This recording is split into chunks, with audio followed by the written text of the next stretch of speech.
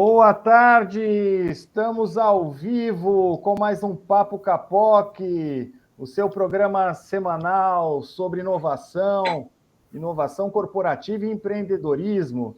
Estamos aqui hoje com a presença do Elias Barquete Albarello. Tudo bem, Elias?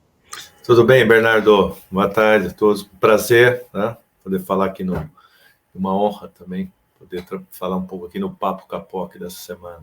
Obrigado por aceitar o nosso convite. Você trouxe um tema aqui, Elias, que você é especialista. Eu até brinquei com você ontem, né? Eu vou até pegar aqui no Zap. Quando você trouxe ontem o tema, eu falei, Elias, esse é o tema do seu doutorado, né? Você colocou assim, modelo de monetização dos atributos intangíveis observáveis nos projetos de pesquisa e desenvolvimento. Eu falei, sensacional, mas vamos dar uma encurtada aí para o pessoal entender do que se trata, né, Elias? A gente colocou monetização da tecnologia em projetos de pesquisa. Mas antes da gente começar, Elias, eu vou falar um pouquinho de você para o pessoal te conhecer. O Elias é bacharel em Engenharia Mecânica e Engenharia de Produção, com pós-graduação e mestrado em Administração de Empresas, MBA em Gestão Financeira e de Risco, doutorado em Planejamento de Sistemas Energéticos e em Processos e em processo de pós-doutorado, né, Elias? Você vai explicar para a gente, em Políticas Públicas na Criação de Cidades Inteligentes. O Elias também foi diretor financeiro do Tricolaço do Morumbi, o glorioso São Paulo Futebol Clube, e também trabalhou na S Eletropaulo, na Comgás, na Siemens, entre outras empresas. E atualmente é o diretor financeiro do Instituto Capox. Elias, que sensacional esse seu currículo, hein? Bacana, passei um bom tempo aí da minha vida estudando e continuo, né? E esse tema do pós-doutorado aí, ao final, a gente tiver um tempo, eu acho que a gente pode falar um pouco sobre isso. Gostaria de explorar aí, talvez, seu próximo Papo Capoc, se convidado, teria muito prazer em falar. E até uma bandeira aqui do Capoc, né, do Instituto, que a gente tem levantado, e você sabe bem disso. Vamos sim, vamos trazer a questão das cidades inteligentes, que é de interesse de todos. Mas eu brinquei um pouco com o tema, né, Elias, da nossa conversa hoje, mas basicamente, como aplicar e analisar um método de avaliação de tecnologia, considerando o valor monetário, né, o dinheiro, e a partir daí criar uma metodologia para avaliar, classificar, selecionar projetos de investimento em pesquisa e desenvolvimento. Elias, como que funciona isso? Ótimo, eu vou procurar aqui ser menos técnico possível, né, governador, para também facilitar a compreensão. Eu vou falar aqui sobre um método de avaliação, né, de tecnologia, considerando alguns aspectos de valor monetário e estrutural, ou seja, uma metodologia para que a gente possa avaliar, classificar e selecionar os chamados projetos P&Ds, né? Muito conhecido, principalmente no setor de energia elétrica, né? E principalmente também de comunicações, e evidentemente ele pode ser aplicado a qualquer tipo aqui de projeto.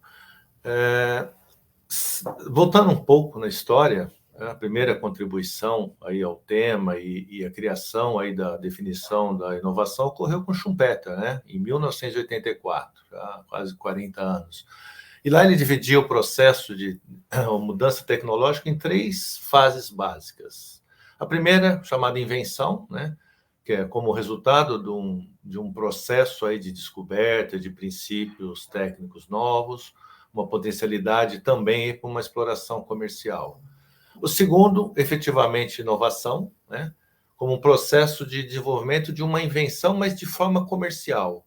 E aqui eu destaco a importância desse conceito de forma comercial, que é exatamente quando aqui a inovação ela se transforma ou ela se caracteriza a partir do momento que nós temos, né, um produto, um serviço comercialmente explorado. A terceira fase... Elias, só, desculpa te interromper, claro. Mas essa questão que você vai explorar da monetização, da parte comercial, é fundamental, né? Para qualquer processo. Para inovação, então, né, acreditando que as empresas, os profissionais envolvidos, ele só faz sentido se você tiver como explorar comercialmente. Perfeito, perfeito. E essa é uma das definições, inclusive, que um dos maiores gurus do século, Peter Drucker, né, caracteriza a inovação. E, por fim, ainda é importante a difusão, que é exatamente isso, como que a expansão da inovação ela se dá, né, em uso comercial, ok? Para isso, e voltando um pouco, Bernardo, é importante a gente ter aqui alguns conceitos. Por exemplo, e quando a gente está falando de tecnologia, a gente está falando, evidentemente, aqui na monetização de atributos intangíveis, de ativos intangíveis, né? Parker, lá em 2004, ele defendia que a avaliação da tecnologia ela não é uma ciência, tá? Mas é uma arte. Isso em razão de 3 aspectos principais. O primeiro, ele falava o seguinte: a tecnologia ela não é visível, muito menos tangível. Então, ela está implícita aí no conhecimento humano e é difícil identificar o seu conteúdo, o seu exato conteúdo. Uma segunda razão diz respeito ao valor econômico da tecnologia, porque ele é afetado por vários fatores não técnicos e eles só são realizados após a comercialização do mercado, que é o que nós estávamos falando atrás aqui. E o terceiro é uma avaliação em si, que apresenta um procedimento que é caracterizado por um grau de subjetividade, né? Que ele vai estar muito aí no julgamento, né, do avaliador. Tá? Baseado nisto, e já entrando um pouco aqui de uma forma um pouco mais técnica, mas também tentando mostrar aqui um conceito importante, que é exatamente a classificação dos ativos intangíveis. Eu utilizo muito isso, né, aí na minha tese, que foi adaptado por Caio, né, lá em 2002, que ele dividiu os ativos intangíveis em 4 tipos de ativos. Isso é importante. Muitos são conhecidos, mas ele caracterizou esses ativos. O primeiro ele chamou de ativos humanos, né, que todos conhecem, ou a grande maioria conhece, por exemplo, caracterizado aí pelo conhecimento, pelas habilidades, desenvolvimento, treinamento, né? O segundo, ele chamou de ativos de inovação, propriamente dito, que é exatamente o que nós estamos falando aqui, P&Ds, as patentes, né, as fórmulas, o know-how tecnológico. Um terceiro tipo importante, o chamado ativos estruturais, né? E ele é caracterizado, os principais ativos são aí, por exemplo, o software, as bases de dados, sistema de informação. E um último, não menos importante, os ativos de relações. E aqui a maioria deve conhecer, principalmente o que diz respeito, por exemplo, à marca, contratos com clientes, fornecedores, contratos de licenciamento. Então, esses são os 4 ativos, né, dentro de uma classificação lógica aqui, que permitem com que possamos aplicar aí o modelo.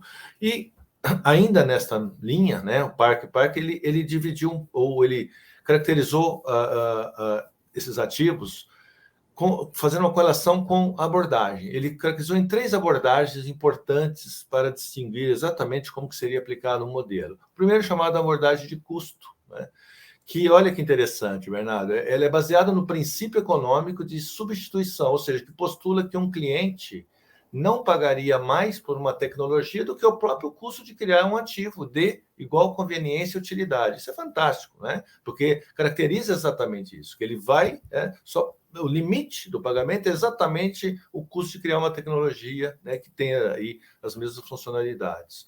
Uma outra abordagem importante, a abordagem de mercado, que não menos importante, mas que ela argumenta que a tecnologia ela deva ser equivalente ao que os outros, né, no mercado julgam ser. Fantástico isso, né? Que nós estamos falando aqui, né, de uma competição.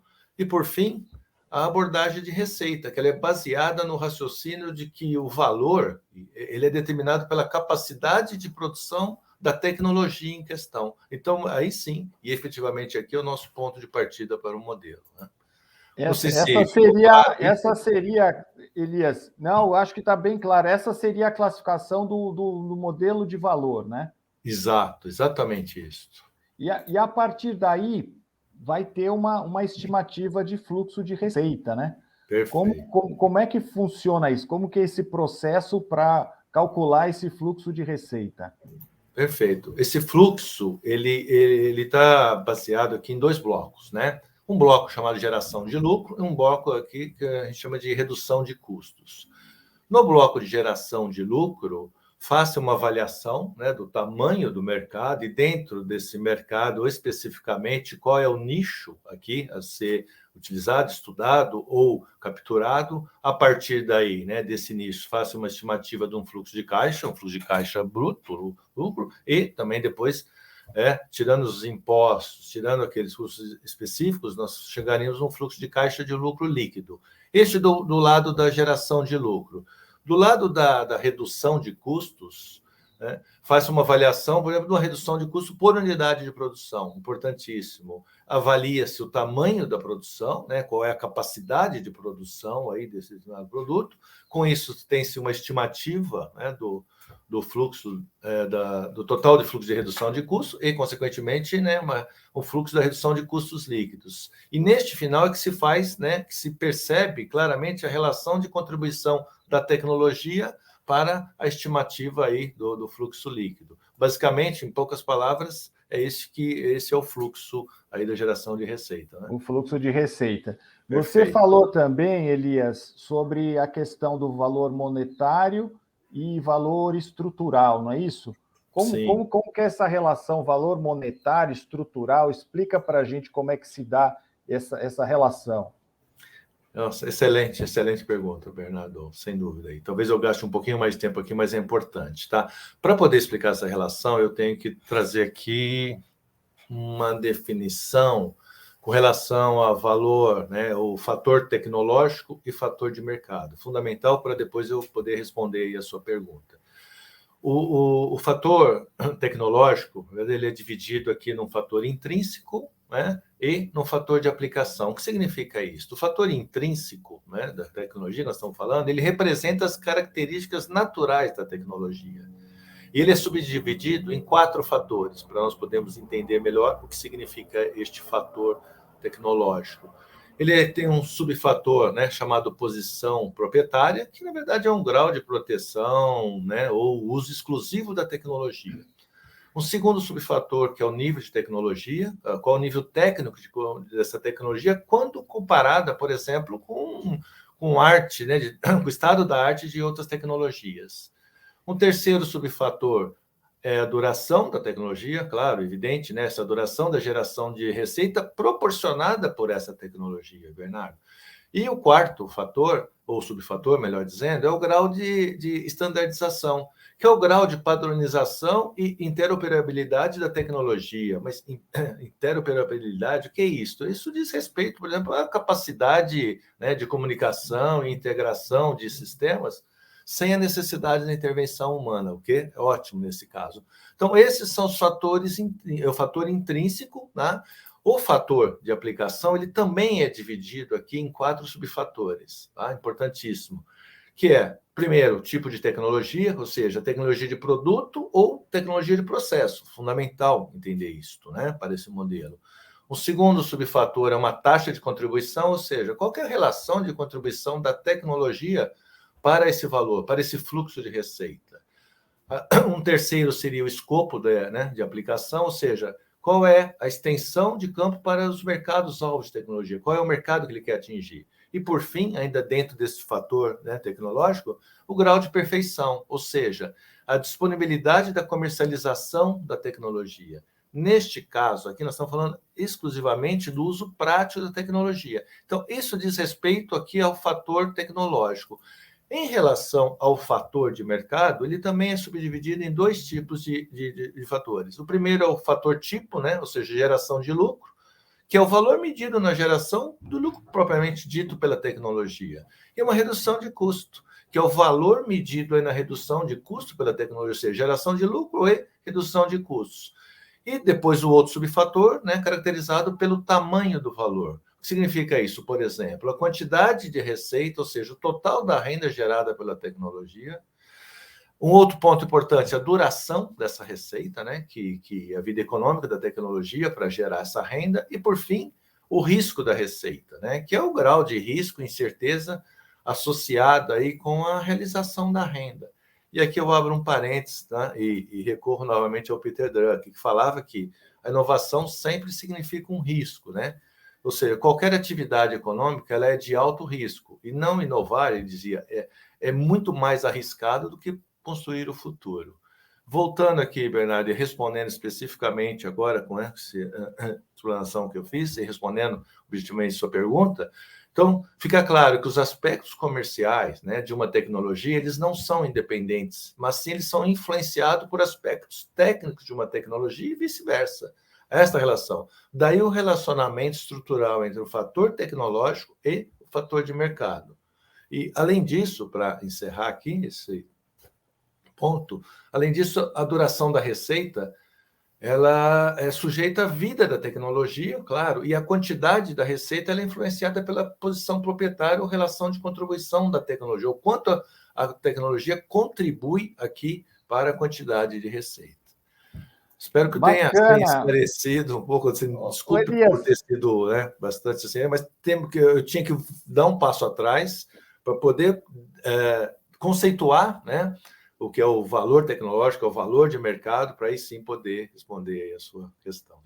Elias, mas muito importante a gente saber que existe um método que pode ser aplicado, sim, a partir daí é criada uma metodologia, né, para avaliar os projetos, e importante saber que dentro do Instituto Capoc a gente tem esse conhecimento, né, Elias? Olha, eu queria agradecer muito a sua contribuição.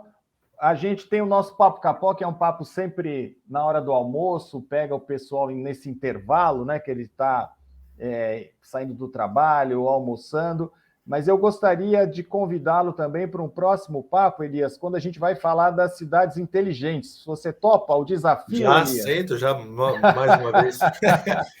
Eu que agradeço o convite, Bernardo, e também já está aceito aqui, é só você definir. Vamos dar um tempo para rodar os outros colegas lá do Instituto, né?